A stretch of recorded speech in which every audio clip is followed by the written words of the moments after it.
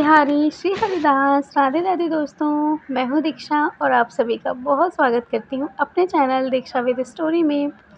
दोस्तों, कैसे हैं आप सब? प्रार्थना यही करती हूँ कि लड्डू गोपाल जी की कृपा आप सभी भक्तों पर सदा बनी रहे। दोस्तों, आज मैं आप सबके लिए एक ऐसी अद्भुत लीला कथा लेकर आई हूँ जिसे सुन करके ना आपको बहुत अच्छा लगेगा। दोस्तों, चलिए देर ना करते हुए आज की लीला कथा शुरू करते हैं। दोस्तों, लीला कथा शुरू करने से पहले अगर आप सब मेरे चैनल पे नए आए हैं तो मेरे चैनल को सब्सक्राइब ज़रूर कीजिएगा, वीडियो को लाइक कर दीजिएगा और शेयर ज़रूर करें ताकि लड्डू गोपाल जी की स्टोरी आप सबके साथ बहुत सारे भक्त हैं जो सुन सकें। तो चलिए दोस्तों, देर ना करते हुए शुरू करते हैं। दोस्तों, आज की लीला कथा मुझे भेजी है नीलम यादव जी ने प्रयागराज से। नीलम कहती हैं कि दीदी, ये घटना हमारे साथ ही मेरे साथ ही घटित हुई है। तो क्या घटित हुआ, कैसे हुआ, कैसे क्या हुआ इनके जीवन में, जरा दोस्तों आइए जानते हैं। नीलम कहती है कि मैं प्रयागराज के एक हॉस्टल में पढ़ती हूँ। मैं स्टेनोग्राफ़र की तैयारी कर रही हूँ। मेरे साथ मेरी क्लासमेट और मेरी रूममेट दोनों मेरे साथ रहती है। उसका नाम है शिफ़ा। शिफ़ा मेरे साथ ही रहती है। उसका घर बिहार में है और प्रयागराज में ही उनके छोटे से एक गाँव में नीलम का घर है और नीलम वहाँ रह कर के प्रयागराज में अपने स्टेनोग्राफ़र की तैयारी करती हैं। उसके बाद दोस्तों वो कहती हैं कि मैं यहाँ पर रहती हूँ और मेरे साथ शिफ़ा रहती है। हम दोनों एक बहन की तरह रहते हैं, जैसे हम दोनों बहनें रहती हैं, उस तरह से वो दोनों एक दूसरे के साथ रहती हैं। नीलम कहती है कि दीदी, जब मैं घर से आई थी तो मैं अपने लड्डू गोपाल जी को लेकर आई थी, क्योंकि हमारे घर में लड्डू गोपाल जी 3 लड्डू गोपाल जी हैं। तो तीनों लड्डू गोपाल जी की सेवा एक साथ तो कहते हैं नहीं की जाती। तो इसीलिए जब मैं यहाँ पर आने लगी तो मेरी मम्मी कहती हैं कि लड्डू गोपाल जी को ले जाओ, तुम्हारा मन भी नहीं इधर-उधर भटकेगा और भगवान तुम्हारी रक्षा भी करेंगे। इसलिए लड्डू गोपाल जी को अपने साथ लेकर के जाओ। तो वो नीलम कहती है कि मैं लड्डू गोपाल जी को लेकर आई थी और मैं यहीं पर रहने लगी। लड्डू गोपाल जी की सेवा करती और जो मेरे साथ शिफ़ा रहती थी, शिफ़ा जो रहती थी मेरे साथ, वो कहती थी हमेशा कि तुम्हारे लड्डू गोपाल जी कितने सुंदर है ना, मुझे भी मन करता है कि मैं इनकी सेवा करूं। नीलम कहती, मैं हंसकर कहती थी कि तुम कैसे सेवा करोगी, तुम तो दूसरे धर्म की हो। तो कहती, हाँ यार, यही तो समस्या है कि मैं दूसरे धर्म की हूँ, मैं कैसे हमारे लड्डू गोपाल जी की सेवा करती हूँ, लेकिन मुझे बहुत अच्छे लगते हैं ये।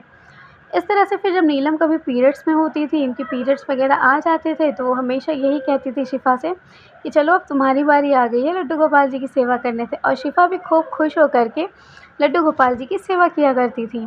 तो इसी तरह से दोस्तों, जब कभी-कभी लड्डू गोपाल जी की सेवा शिफ़ा करती थी, नीलम करती थी, जब वो नहीं होती थी तो वो कर देती थी। मतलब इस तरह से ही लड्डू गोपाल जी की उनकी सेवा भी बहुत अच्छे तरीके से हो रही थी। फिर दोस्तों इसी तरह से वक़्त बीतता गया, फिर होली का टाइम आ गया। होली का टाइम आ जाता है तो हॉस्टल में छुट्टी हो गई। तो हॉस्टल में छुट्टी हो गई तो उनको जो शिफ़ा थी वो कहती हैं कि तुम तो अपने गाँव जा रही हो, अभी लड्डू गोपाल जी को लेकर के चली जाओगी। अभी तक तो ये थे तो मेरा मन भी लगता था, अब मेरा मन भी नहीं लगेगा, मैं यहाँ पर कैसे रहूँगी अकेले। तो शिफ़ा ने जब ये बात कही नीलम से, तो नीलम ने कहा कि तो ऐसा करते हैं, तुम मेरे गाँव चलो, तुम भी मेरे साथ होली खेल लेना। तो वो कहती, नहीं यार, मैं कैसे तुम्हारे गाँव जाऊँगी। मतलब इसी तरह से कह के शिफ़ा टाल देती हैं। नीलम भी कुछ नहीं कहती। उसके बाद फिर शिफ़ा कहती हैं कि नहीं, मैं यहाँ पर नहीं रहूँगी, मेरे यहीं पे कुछ दूर पे खाला रहती हैं। हमारी सगी नहीं है लेकिन खाला लगती हैं, तो मैं उन्हीं के यहाँ चली जाऊँगी, कुछ दिन मैं उन्हीं के यहाँ रह लूँगी, फिर जब तू आएगी तो मैं आऊँ, क्योंकि मेरा यहाँ पर मन भी नहीं लगेगा।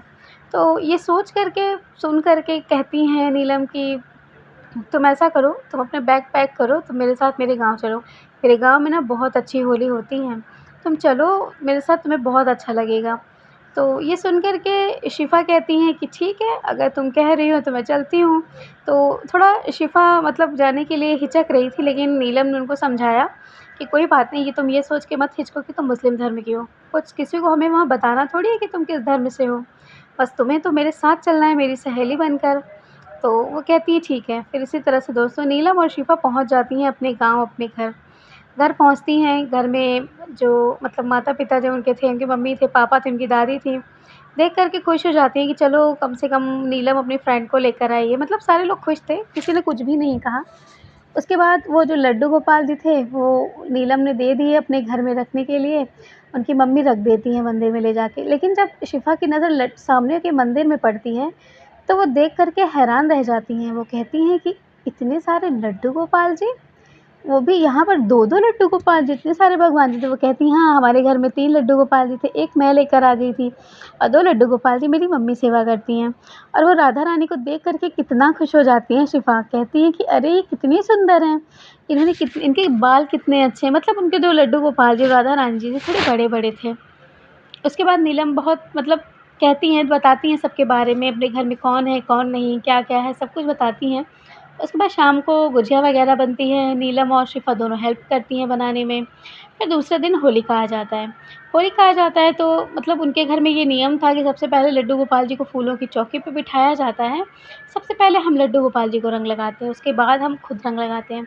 इस तरह से जब सबने किया तो जो नीलम की दादी थी, उन्होंने शिफ़ा से कहा कि बेटा तुम भी रंग लगा दो लड्डू गोपाल जी को। लेकिन शिफ़ा कहती हैं कि हमारे यहाँ रंग लगाना मतलब मतलब जो भी रंग गुलाल होता है ना, हमारे यहाँ लगाना इसको गुनाह माना जाता है, तो मैं इनको ऐसे नहीं लगा सकती। लेकिन जो वो होती हैं, उनकी दादी होती हैं, वो कहती हैं कि उनको तो पता नहीं था कि शिफ़ा कौन से जाति धर्म की है। तो कहती हैं ऐसा नहीं है बेटा, तुम लगा लगा लो ना, तुम भी लगाओ। अब ना चाहते हुए शिफ़ा को लगाना पड़ जाता है। शिफ़ा लगाती हैं लड्डू गोपाल जी को, थोड़ा-सा रंग लगा देती हैं। रंग लगाने के बाद वो खुद को भी जैसे ही लगाने जाती हैं, वो कहती हैं कि नीलम रोक देती है, कहती है कि नहीं दादी, रहने दो ना, वो होली नहीं खेलती, आप क्यों ज़बरदस्ती परेशान कर रहे हो? पर दादी भी कुछ नहीं बोलती। इसी तरह से दोस्तों होली का दिन भी मतलब होली का त्यौहार लोग बहुत अच्छे से मनाते हैं। शिफ़ा होली का ना खेलने का बहाना कर के वहीं पर बैठी हुई थी और बाकी सारे लोग होली खेल रहे थे। बहुत मज़ा आया होली को देख कर के शिफ़ा को। शिफ़ा बहुत खुश हो गई। वो बस बैठे-बैठे देख रही थी और सामने लड्डू गोपाल जी को देख कर के कह रही थी कि हे कन्हैया, तुम्हारा रंग तो कितना प्यारा है। बस मन करता है कि बस तुम्हारे ही रंग में रंग जाऊँ। क्यों मुझे ऐसे धर्म में पैदा किया जहाँ मैं इस गुलाल को छू भी नहीं सकती, उसको लगा भी नहीं सकती? क्यों ऐसे धर्म में, ऐसे जाति में हमें पैदा किया? ये सोच कर के बस मन ही मन ये सब सोचे जा रही थी। कितना अच्छा लगता है ना यहाँ पर, कितने अच्छे से लोग हर त्योहार मनाते हैं, हर दिवाली हो, होली हो, हर कोई भी त्योहार सब बहुत अच्छे से मनाते हैं। बस यही सब वो सोची जा रही थी। उसके बाद वो कहती हैं कि कान्हा, अगर मैं तुमको पूजा करने के लिए अगर मैं अपने पास लेकर जाऊँ, तो मेरे घर में मेरे लोग जो है ना वो मुझे जीने नहीं देंगे। लेकिन मुझे तुम्हारी सेवा करनी है, तो मैं सोच रही हूँ कि मैं भी तुम्हें ले लेती हूँ। मतलब वो लड्डू गोपाल जी से ऐसी बातें कर रही थी कि मैं भी तुम्हारा विग्रह खरीद लेती हूँ कान्हा और तुम्हारी सेवा करूँगी और जब मैं जाऊँगी, तो मैं लड्डू गोपाल जी यानी कि आपको मैं यहाँ पर नीलम को देकर जाऊँगी, फिर जब मैं आऊँगी तुमको ले लूँगी। यही सब वो बातें करती रहती हैं, तो उनकी दादी आ जाती हैं। दादी कहती हैं, "क्या बात है बेटा, तुम क्या सोच रही हो?" तो उनके मुँह से निकल जाता है कि दादी मैं लड्डू गोपाल जी की सेवा के बारे में सोच रही हूँ। तो दादी कहती है, "बिल्कुल, बहुत अच्छी बात है बेटा, इनकी सेवा किया करो।" मतलब दादी भी बहुत कुछ बातें बताती हैं नीलम को सॉरी शिफ़ा को। तो फिर नीलम भी आ जाती हैं, नीलम भी सुनती हैं दादी की बातें। सब लोग फिर कुछ भी नहीं कहते, तो नीलम बाद में कहती, "क्या यार, तू दादी से क्या बात कर रही थी कि तू क्या लड्डू गोपाल जी को लेना चाहती है?" तो वो कहती है, "मैं ऐसे ही नहीं बात कर रही थी, दादी नहीं कह रही थी, मैं खुद कह रही थी कि मुझे लड्डू गोपाल जी लेना, मुझे लड्डू गोपाल जी से बहुत प्रेम है, मैं उनकी बहुत सेवा करना चाहती हूँ।" तो नीलम कहती है कि ठीक है, तुम भी लड्डू गोपाल जी को ले लेना। तो बस दोस्तों क्या था, नीलम लड्डू गोपाल जी का नाम जैसे ही शिफ़ा ने लिया, नीलम ने लड्डू गोपाल जी गई वो खरीद कर उनका विग्रह लेकर आती हैं और बहुत ही सुंदर से विग्रह को नीलम को छोटे से विग्रह थे वो दे देती हैं। नीलम शिफ़ा को दे देती हैं, शिफ़ा से कहती हैं, "ये लो अब तुम भी लड्डू गोपाल जी की सेवा करो।" लेकिन शिफ़ा कहती हैं, "किसी को बताना मत कि मैं मुस्लिम धर्म से हूँ, तब भी मैं सेवा करती हूँ।" तो वो कहती हैं, "ठीक है, मैं नहीं बताऊँगी।" दोस्तों उसके बाद फिर वो अपने हॉस्टल चली जाती हैं। हॉस्टल पहुँचने के बाद अच्छे से वक़्त बीतता है, दोनों लोग लड्डू गोपाल जी की सेवा करती थीं। उसके बाद ईद का समय आ जाता है। शिफ़ा अपने गाँव जाने वाली होती हैं, बिहार। उनका घर बिहार में था, यूपी बिहार। तो वहाँ पे जाने के लिए वो तैयार हो जाती हैं, तो वो जाते वक़्त कहती हैं कि ये लो लड्डू गोपाल जी, तुम इनको रख लो, फिर मैं जब आऊँगी ईद के बाद तब मैं ले लूँगी क्योंकि वहाँ पर ईद होगी, अम्मी-अब्बू रहेंगे, तो मतलब अच्छा नहीं लगेगा ना मैं वहाँ पर इनको ले जाऊँगी, पता नहीं क्या-क्या लोग मेरे बारे में सोचेंगे। फिर शिफ़ा तो ये बात कहती है, लेकिन फिर नीलम कहती हैं कि ठीक है मैं तो ले लूँगी, लेकिन तुम्हारा क्या मन मान रहा है कि तुम इनको यहाँ पर छोड़कर जाओ? शिफ़ा कहती है नहीं मेरा तो मन नहीं मान रहा, लेकिन मैं मजबूर हूँ, उनको नहीं ले जा सकती। फिर नीलम कहती है कि नहीं, अगर तुम लड्डू गोपाल जी से सच में प्रेम करती हो ना, तो तुम ऐसा करो कि तुम इनको लेकर के अपने पास जाओ। तुम ऐसा करना, इनको अपने बैग में रखे रहना, उनको बैग से निकालना ही मत। ये सब सोचकर शिफ़ा कहती है, बात तो सही कह रही है कि मुझे बैग में ही तो रखना है लड्डू गोपाल जी को, मैं निकाल कर कहीं पर रख दूँगी। मुझे किसी से बताना थोड़ी है कि मैं लड्डू गोपाल जी लेकर आई हूँ।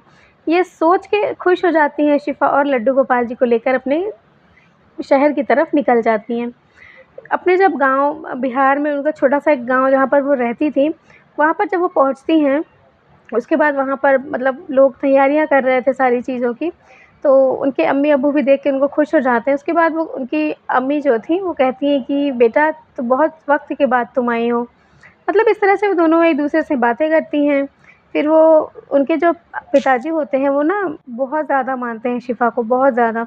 वो आते हैं तो कहते हैं कि मेरी बेटी क्या लेकर आई है दिखाओ ज़रा मुझे। तो कहती है कुछ भी नहीं अब्बू, इस बार तो मैं आपके लिए कुछ ला ही नहीं पाई। तो वो कहती हैं क्यों नहीं लाई? तो कहते हैं कि मुझे तो अमरूद चाहिए वहाँ का। तो क्योंकि प्रयागराज का कहते हैं कि इलाहाबाद का अमरूद बहुत फ़ेमस है दोस्तों। तो कहती है अब्बू मैं इस बार भी आपके लिए अमरूद लेकर आई हूँ और बाकी मैं कुछ भी नहीं ला पाई। अब्बू खुश हो जाते हैं। तो बस बाय चांस एक ऐसी बात होती है दोस्तों, मतलब जैसे उन्होंने बोला शिफ़ा ने कि अब्बू मेरे बैग में है आप निकाल लीजिए। शिफ़ा को उस टाइम पर ये ध्यान नहीं था कि बस जस्ट उन्होंने लड्डू गोपाल जी को भी वहीं पर रखा है। तो जैसे उनके अब्बू जाते हैं, बैग खोलते ही सबसे पहले उन्हें लड्डू गोपाल जी दिखाई देते हैं। वो तुरंत लड्डू गोपाल जी को निकाल कर अपने हथेली पर बैठाते हैं क्योंकि बहुत छोटू से लड्डू गोपाल जी थे। तो कहते हैं कि बेटा ये कौन है? तुम ये किसको लेकर के आई हो? अब ये मतलब देख कर के बहुत ही हैरान हो जाती हैं शिफ़ा, मतलब उनके हाथ-पैर काँपने लगते हैं कि अब अब्बू मुझे बहुत डाँटेंगे। अब उनको कुछ समझ में नहीं आ रहा था। तभी उनको नीलम का फ़ोन आ जाता है, तो वो नीलम का फ़ोन उठाती हैं, तो तुरंत वो मतलब ज़्यादा बात भी नहीं कर पाती, हड़बड़ा जाती है। तभी नीलम का फ़ोन कट जाता है, नीलम से कहती है कि मैं तुमसे बाद में बात करूँगी। तभी वो कहती वो अब्बू मुझे ना ये उसने दिया है। तो अब्बू उनके पूछते हैं किसने दिया बेटा? कहती वो नीलम का है जिसके साथ मैं रहती हूँ ना, तो वो ना अपने रूम में छोड़ के चली गई थी, तो मुझे लगा कि मैं इनको ले आती हूँ, वहाँ पे कहाँ छोड़ूँगी? ये सुन कर के उनके अब्बू खुश हो जाते हैं, कहते हैं बहुत अच्छा किया बेटा, ये पता है ये हिंदू के लड्डू गोपाल जी हैं और इनकी सेवा बहुत लोग करते हैं, बहुत करते हैं। पता है तुम्हें ये बहुत सारे चमत्कार करते हैं। मतलब ये सारी चीज़ें सुन कर के शिफ़ा बिल्कुल हैरान हो जाती हैं कि अब्बू हमारे ये सब बातें जानते हैं। तो कहती हैं अब्बू आपको कैसे पता? तो उनके अब्बू कहते हैं बेटा हमारे बहुत सारे दोस्त हिंदू हैं और हमेशा जन्माष्टमी होती है, कुछ भी फंक्शन्स होते हैं तो उनके घर जाते हैं, वो कभी-कभी हमें प्रसाद ला कर के देते हैं। तो मुझे इनके बारे में बहुत पता है, मुझे भी ये बहुत अच्छे लगते हैं। चलो तो इतना कह के वो उनके पैर को ऐसे अपने माथे से लगा लेते हैं। लगाने के बाद कहते हैं बेटा मैं तुमसे एक बात मैंने कभी बताई नहीं, मैं तुमसे बहुत प्यार करता हूँ इसलिए मैं तुम्हें आज एक बात बताने जा रहा हूँ। तो कहती हैं हाँ, अब्बू बताइए। वो कहती हैं कि बेटा हम लोग कौन से मुस्लिम हैं तुम्हें पता है ना? तो कहती हैं कौन से? वो कहती हैं हमारा धर्म हमारा हमारा काम है, हम बकरी चराते हैं, हम वो मुस्लिम हैं। तो उन्होंने बोला कि हाँ, ये तो मुझे पता है। तो वो कहती हैं कि इस तरह के मुस्लिम पता है किस तरह के होते हैं? तो कहती हैं किस तरह के होते हैं मुझे बताइए? तो कहते हैं कि हम इस तरह में नहीं गिने जाते हैं। हम जो कट्टर मुस्लिम होते हैं ना बेटा हम उनमें नहीं गिने जाते। हमारा काम होता है हम बकरियाँ पालना, हम वो मुस्लिम हैं, हमें हौजी बोलते हैं। तो ये सुन कर के शिफ़ा कहती है हाँ अब्बा ये तो मुझे पता है, तो आप मुझे ये क्यों बता रहे हैं? लेकिन कहते हैं बेटा कभी-कभी मुझे ऐसा लगता है ना कि हम भगवान ये जो लड्डू गोपाल जी लेकर आई हो ना, हम भगवान श्री कृष्ण के ही मतलब श्री कृष्ण के ही वंशज हैं। ये सुन कर के शिफ़ा सारी चीज़ें छोड़ कर के आके अब्बू के पास बैठ जाती हैं। वो कहती हैं, "अब्बू क्या सच में आप ऐसा क्या सच में ऐसा है?" अब्बू कहते हैं कि, "हाँ बेटा ऐसा है। ऐसा है नहीं ऐसा ही है, क्योंकि हमारे वंशज ना श्री कृष्ण भगवान ही हैं, मुझे इतना ज़रूर पता है। कोई माने या ना माने लेकिन मैं मानता हूँ। अम्मी भी तुम्हारी मानती हैं, अम्मी भी तुम्हारी लड्डू गोपाल जी को बहुत मानती हैं। क्योंकि हम मुझे ऐसा लगता है कि हमारे मन में जो प्रेम उमड़ता है ना वो बस भगवान के ही प्रति है, तो भगवान को हम मानते हैं। ऐसा नहीं कि हम अल्लाह को नहीं मानते, हम उनको भी मानते हैं। लेकिन बेटा हम भगवान श्री कृष्ण के ही वंशज हैं, ये मुझे पूर्ण रूप से विश्वास है। इतना सुन कर के शिफ़ा तो बिल्कुल गले लगा लेती हैं अब्बू को। तो अब्बू कहते हैं, "क्या हुआ? तुम इस तरह क्यों कर रही हो?" तो कहती हैं, "अब्बू मैं आपको एक बात बताऊँ? मैंने भी आपसे एक बात छुपाई थी।" कहते हैं, "बताओ?" तो कहती हैं कि जो लड्डू गोपाल जी हैं ना, ये मेरे लड्डू गोपाल जी हैं।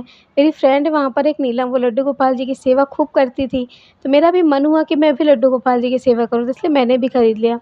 ये सुन कर के अब्बू थोड़े से मतलब परेशान हो जाते हैं। वो कहते हैं, "बेटा, तुम लड्डू गोपाल जी लेकर के तो आई हो, लेकिन किसी को यहाँ पता नहीं चलना चाहिए क्योंकि हम जिस मोहल्ले में, जिस जगह पर रहते हैं ना, यहाँ हमारे पास सब खट्टर मुसलमान रहते हैं और किसी को भी भनक लगी ना बेटा, तो हम रातों-रात कहाँ गायब हो जाएँगे, किसी को पता भी नहीं चलेगा।" ये सुन कर के बिल्कुल थोड़ा-सा सहम जाती हैं। शिफ़ा कहती हैं, "ठीक है अब्बू, मैं किसी को नहीं बताऊँगी।" वो कहती हैं, "इनको रखो, रखने के बाद जानती हो ना घर में काफ़ी सारे लोग हैं, किसी को भी अगर कानो-कान खबर हो गई कि तुम लड्डू गोपाल जी की सेवा कर रही हो, तब तो तुम्हारे लिए बहुत मुश्किल हो जाएगी बेटा। उसके बाद दोस्तों बस इतनी ही बात कहती हैं शिफ़ा, उसके बाद वक़्त बीत जाता है। उनका यहाँ ईद हो जाती है, ईद के बाद वो चली जाती हैं। कुछ समय के बाद दोस्तों पता चलता है कि जो शिफ़ा की अम्मी थी, उनको ब्रेन ट्यूमर था शायद, तो वो कहती हैं कि प मम्मी के सर में बहुत दर्द होता था, तो उनकी अम्मी चल बसीं। ये सुन कर के शिफ़ा को बहुत बुरा लगा। शिफ़ा फिर अपने गाँव जाती हैं। गाँव जाने के बाद वो अम्मी से मतलब सबसे मिल जाती हैं, फिर अब्बू उनके उनको हॉस्टल फिर से भेज देते हैं। आने के बाद नीलम कहती है कि मैंने शिफ़ा को बहुत समझाया। समझाने के बाद मैं उसको 1-2 बार अपने गाँव भी ले गई ताकि उसको मम्मी की कमी महसूस ना हो। और वो धीरे-धीरे फिर जैसे कहते हैं ना वक़्त के साथ घाव भर जाते हैं, तो बस वैसे ही वक़्त के साथ नीलम कहती हैं कि शिफ़ा भी ठीक हो जाती है। उसके बाद उसके जो अब्बू थे, उसके अब्बू को भी पता नहीं क्या अचानक से हो जाता है। अब्बू भी मतलब जैसे कहते हैं ना कि बस उनको भी तबीयत अचानक से ख़राब हो जाती है, तो वो मिलने के लिए शिफ़ा को बुलाते हैं। शिफ़ा सिर्फ़ अकेली थी, उनका कोई मतलब उनका ना कोई भाई था, ना उनकी कोई बहन थी। तो शिफ़ा को बुलाती हैं कि अब्बू बुलाते हैं, तो अब्बू से मिलती हैं शिफ़ा। बस तो उनके अब्बू कहती हैं नीलम कि दीदी उनके पिताजी ने उनको ऐसी एक बात कही जिसे सुन कर के मैं खुद हैरान हो जाती हूँ।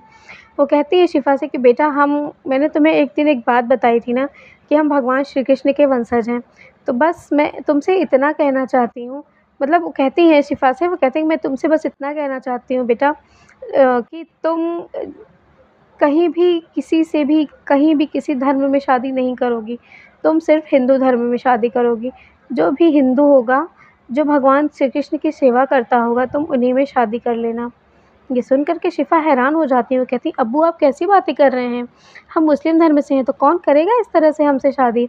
तो कहती है बेटा करेंगे, सब करेंगे। जो कन्हैया जी हैं ना, वो तुम्हारे लिए कुछ ना कुछ सोचे होंगे। तो इसी तरह से वो उनसे वो बातें करती हैं। कुछ दिन के बाद उनके शिफ़ा के अब्बू भी ख़त्म हो जाते हैं। अब शिफ़ा का कोई नहीं बचा था, शिफ़ा का बस एक घर बचा हुआ था। उसकी जो बुआ थी वो बची हुई थी, तो उनकी बुआ ने बहुत सारे रिश्ते लगाए अपने ही मतलब परिवार में, लेकिन शिफ़ा ने वहाँ पे शादी करने के लिए मना कर दिया। फिर वो प्रयागराज में ही रही। नीलम कहती हैं कि वो मेरे साथ वहीं पर रही, काफ़ी दिनों तक रही। उसके बाद नीलम कहती हैं हमारे एक बड़े भैया हैं, उनका नाम सूरज है। जब शिफ़ा को मैं एक बार अपने घर फिर से लेकर के जाती हूँ, तो मतलब जब शिफ़ा का मैं जान ली थी कि मेरे घर में शिफ़ा के अलावा मतलब शिफ़ा के घर में कोई है नहीं, शिफ़ा बहुत अकेली है और वो हमेशा रोती भी रहती थी दिन-रात कान्हा जी को पकड़ के कि कन्हैया आपने तो मुझसे मेरा सब कुछ छीन लिया। कहीं ऐसा तो नहीं कि मैं आपकी सेवा करने लगी इसलिए आपने मुझे सबसे दूर कर दिया, अपने पास करने के लिए? मतलब इस तरह की बातें हमेशा कहती। मैं उसको समझाती कि ऐसा नहीं है, मरना-जीना सब प्रभु के ऊपर होता है। भगवान कभी किसी को अकारण नहीं मारते, जिसका जब का समय ख़त्म हो जाता है, वो इस धरती से चला जाता है। उसके बाद वो कहती है कि मैं गई वहाँ पर क्योंकि मेरे घर में भी लोग नहीं जानते थे कि शिफ़ा किस कास्ट की हैं। जब मैं वहाँ पर गई, अपने घर पे मैंने अपने भैया से शिफ़ा से मिलवाया। शिफ़ा को देख कर के भैया मेरे मतलब उन्होंने बोला कि तुम मतलब मैं शादी इससे कैसे कर सकता हूँ? वो कहती है कि मैंने डायरेक्ट भैया से बोल दिया था कि भैया आप शिफ़ा से शादी कर लो क्योंकि इसका आगे पीछे कोई नहीं है और मैं नहीं चाहती कि मेरी बहन जैसी दोस्त कहीं किसी और के घर जाए। तो अब ये सुन के भैया उनके बिल्कुल हैरान हो जाते हैं, वो कहते हैं मैं ऐसे शादी कैसे कर सकता हूँ? तो उनके भैया इंजीनियरिंग की तैयारी कर रहे थे, तो कहते हैं मैं नौकरी पा जाऊँगा तभी मैं शादी करूँगा। और दोस्तों ऐसा हुआ भी, इंजीनियरिंग की उन्होंने नौकरी पाई, उसके बाद शिफ़ा से उनकी शादी हो जाती है। शिफ़ा से वो शालू बन जाती हैं दोस्तों। शालू बनकर शिफ़ा तो नाम था लेकिन वो शालू बन कर के नीलम के घर में आई थी और नीलम जी कहती हैं कि आज तक दीदी मेरी अम्मी जानती हैं, मेरी मम्मी और मेरे पापा जानते हैं, मेरी दादी अब नहीं रही इस दुनिया में, लेकिन वो यही जानती थी कि ये हिंदू के धर्म की हैं जो हमारे यहाँ शादी हुई थी। लेकिन उन्होंने मतलब कहा कि हाँ, मैं तुम्हारे घर शादी करना चाहती हूँ, उनके अब्बू की ये आखिरी इच्छा थी। तो उन्होंने आखिरी इच्छा पूरी करने के लिए हिंदू धर्म में शादी की और वो कहती हैं कि मैं हमेशा से हिंदू धर्म में शादी करना चाहूँगी और हमेशा मैं हिंदू ही बन के मतलब धरती पे जन्म लेना चाहती हूँ। मुझे बहुत इस चीज़ की खुशी है कि मेरी जो फ्रेंड है वो मेरे घर ही मेरी ही भाभी बनकर आई और लड्डू गोपाल जी की वो आज भी खूब सेवा करती हैं और मेरे साथ बहुत अच्छे से रहती हैं। तो नीलम जी जब मुझे ये घटना बताई मैं तो बिल्कुल हैरान हो गई। मैंने कहा ऐसा कैसे हो सकता है? तो उन्होंने बोला कि दीदी ऐसा हुआ नहीं है, ऐसा हुआ है हमारे घर में ही ये घटना घटित हुई है और मेरे ही साथ मेरी फ्रेंड के साथ मेरी फ्रेंड ही मेरी भाभी बन गई मेरे भैया से शादी कर कर और मैंने ही करवाया। मतलब ये सारी चीज़ें मैं सुन के बिल्कुल हैरान हो गई। मैंने कहा ये आपने नहीं करवाया, ये हमारे कन्हैया ने करवाया है। क्योंकि वो उनकी सेवा करती है ना, तो उनको कैसे दूर जाने दे सकते थे कहीं और। इसीलिए नीलम जी भी खुश हो मतलब हँसने लगती हैं, वो कहती हैं सच कह रही हैं दीदी कि बिल्कुल उन्होंने ही करवाया है ये। मैं तो कुछ हूँ ही नहीं, मैं तो एक निमित्त मात्र थी इनके जीवन में। तो दोस्तों, नीलम जी ने मुझे जब घटना बताई मैं बिल्कुल हैरान रह गई सुन के। तो आपको कैसी लगी मुझे ज़रूर बताइएगा। चलिए लड्डू गोपाल जी की कृपा दोस्तों आप सभी भक्तों पर बनी रहे और आप सबके पास भी लड्डू गोपाल जी की कोई भी लीला कथा हो मुझे आप भेज सकते हैं। चलिए मिलूँगी लड्डू गोपाल जी की फिर से नई लीला कथा के साथ। तब तक के लिए राधे राधे, जय श्री कृष्ण।